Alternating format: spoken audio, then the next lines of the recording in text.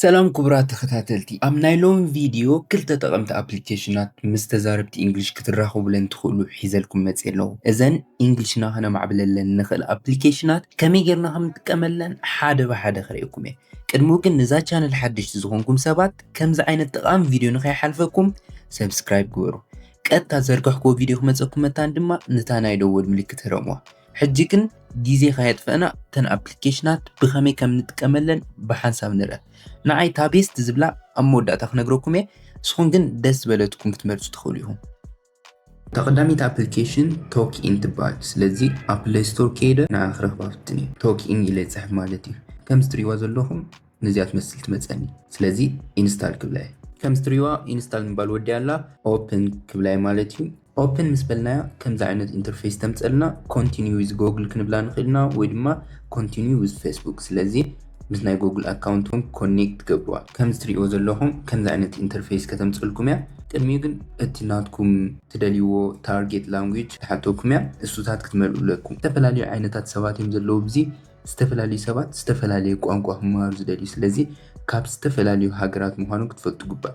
ናትኩም ታርጌት ላንጉጅ እንግሊሽ ምስ መለእኩሞ ከም ዝትሪእዎ ዘለኹም ኣብዛ ሳልሰይቲ ምስ ከድኩም ኣብዛ ትሪእዎ ዘለኹም ኦል ትግርኛ ማለት እዚ ትግርኛ ዝዛረቡ የለውን ኣብዚ ሕጂ እዋን እንግሊሽ ኩም ደሊኩም ዘለኹም። ስለዚ ኣብዛ ሳልሰይቲ እንግሊሽ ትብል ትሃቡ። ካብኡ ብምቕፃል እዞም ኩሎም ኣብ ዘለዎ ይዛረቡ እዮም ዘለዉ። ስለዚ ምስኦም ኣቲኹም ክትዘራረቡ ትኽእሉ ኢኹም። Oh, you're saying that we can make new families in this application? Yes. Renee. Yeah, it's Renee. It's a French name. Yeah, Renee. See, it sounds like French. Yeah. Are you right. staying in France? No? Living in No. France. You're Oh. trying No. to learn French. ሕጂኻ ተኻሊት ኣፕሊኬሽን ብሓንሳብ ኮይና ንሪአና። ስለዚ ኣብ ፕሌይ ስቶር ኣቲና ሄሎ ቶክ ኢልና ንፅሕፍ ማለት እዩ። እቲ ኣፕሊኬሽን ነዛ ትሪእዋ ዘለኹም ትመስል ኢንስታል ክንብላ ኢና። ኦኬ ተኻሊት ኣፕሊኬሽን ኢንስታል ኮይና ኣላ ሄሎ ቶክ ለርን ላንጉጅ ትብል ማለት። ስለዚ ኦፕን ክንገብራ ኢና ንኽድ። ስለዚ ሳይን ኣፕ ክንገብር ኣለና ብዝተፈላለዩ መንገዲ። ሕጂ ግን ኣነ ብጉግል ኣካውንት እየ ሳይን ኣፕ ክገብር ደልየ ዘለኹ። ስለዚ ሳይን ኣፕ ዊዝ ጎግል። ስለዚ ኣነ ሓንቲ መሪፃ ካብተን ዘለዋኒ ሳይን ኢን ክገብር እየ ማለት እዩ።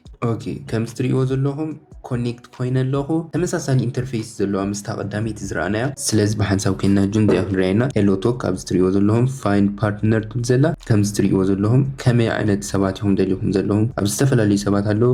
ኣምሃሪክ እንተደሊኹም ኣሎ፣ እንግሊሽ ተደሊኹም ኣለዉ ማለት። ንሕጂ ግን እዚ ብዙሕ ኣገዳሲ ይኮነ ኣብዚ ኮኔክት ንሰባት ኮኔክት ጌርኩም ገለ ምዝራብ። ምክንያቱ ኣብዚ ሕጂ እዋን ዘይክጥቀምሉ ይኽእሉ እዮም እቲ ኣካውንት። ስለዚ ኣብዛ ትሪእዎ ዘለኹም ቮይስ ሩም ትብል ዘላ ሳያታ ቀንዲ ኣገዳሲት ማለት እዩ። ኣብኣ ኣቲኹም ትሪእዎም ኣለኹም እዞም ኩሎም ኣብዚ ዘሎ ሕጂ ይዛረቡ እዮም ዘለዉ። እንግሊሽ ጥራይ ኣይኮነን ብዙሕ ዓይነት ቋንቋታት እዩ ዘሎ። ንስኹም ግን ትዘድልየኩም እንግሊሽ ኣብዛ ትሪእዎ ዘለኹም ናይ እንግሊሽ ሰሌክት ትገብሩ ምሽቶ ሽዑ እንግሊሽ ዝዛረቡ ዘለዉ ሰባት ካብዚኦም ትመርፁ። እዞም ሰባት እንግሊሽ እዮም ዝዛረቡ ዘለዉ።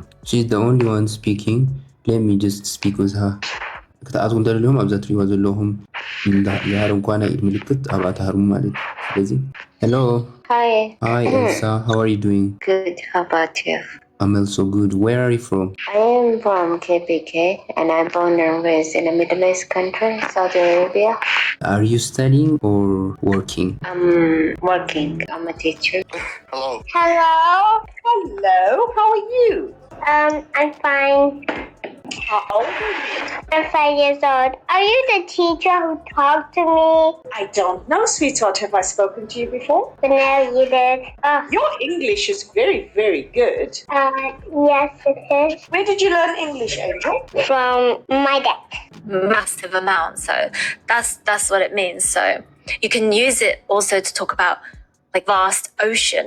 It's the same. Like it's very large. There's a lot of it.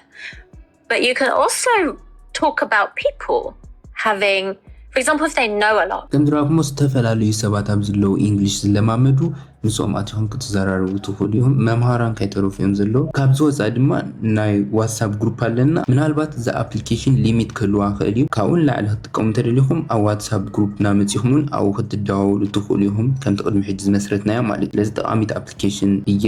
ኣነ ከዓ ከምቲ ዝበልኩም ኣብ መወዳእታ ኣየንቲኣ ቤስት ንዓይ ኢለኩም ነይረ። ስለዚ እታ ቤስት ኮይና ዝረኸብክዋ ንዓይ እዛ ትሪእዋ ዘለኹም ሄሎ ቶክ ትብል ዘላ ብዚ ንሳ እያ ንዓይ። እዛ ቪድዮ ጠቃሚት ኮይና እንድሕር ረኺብኩማ ሰብስክራይብ ግበሩ። ከምዚ ዓይነት ቪድዮ ንከይሓልፈኩም እታ ናይ ደወል ምልክት ረምዋ። ኣብ ዝቕፅል ቪድዮ ንረኽበና። ቻው